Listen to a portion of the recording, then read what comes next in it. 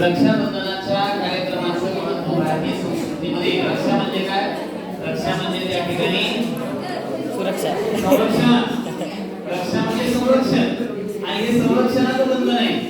आपण पाश्चिमात्य संस्कृतीमध्ये अनेक प्रकारचे mother's day, father's day, brother's day, sister's day वेगवेगळे डे साजरे करतो. पण भारतीय संस्कृतीमध्ये अगोदर पासूनच असे वेगवेगळे दिवस आहेत आणि आपल्या संस्कृतीमध्ये प्रत्येक व्यक्ती काय तर पशु पक्ष्यांचं सुद्धा आपण काय करतो? पूजन करतो. पशु पक्ष्यांना सुद्धा आपण ईश्वरासमान मानतो. वडाची पूजा करतो, नागाची पूजा करतो, बैलाची पूजा करतो. म्हणजे आपली संस्कृती, भारतीय संस्कृती पाश्चिमात्य संस्कृतीपेक्षा केव्हाही सरस आणि ज्येष्ठ आहे. सण वार हे निसर्गाशी निगडीत आहे.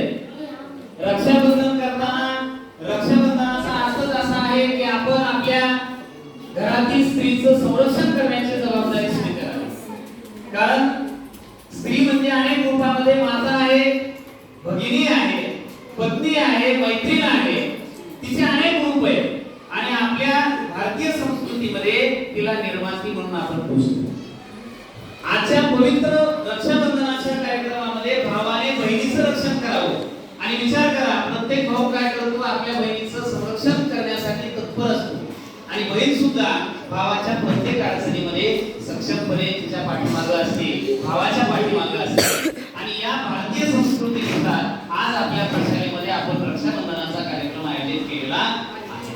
आणि रक्षाबंधनाच्या कार्यक्रमासाठी उपस्थित असणारे शालेय व्यवस्थापन समिती अध्यक्ष भीमराव मिसाळ, ज्येष्ठ शिक्षक श्री विक्रम मिसाळ सर, तंत्रस्नेही शिक्षक आदरणीय कानडे सर, त्यासोबत शाळेतील ज्येष्ठ शिक्षक आदरणीय सुमेराव मिसाळ सर, मुकुंद पवार सर, काळे सर, नामदेव पवार सर, शाळेतील सर्व या ठिकाणी शिक्षिका भगिनी. बघा आता आमच्या तर बहिणी जर बघितल्या तर फार लांब आहे, त्या रक्षाबंधनाला आम्हाला उपलब्ध नाही, पण या भगिनी आमच्यासाठी उपलब्ध आहे. त्यामुळे यांच्यासाठी एक जोरदार टाळ्या वाजवा.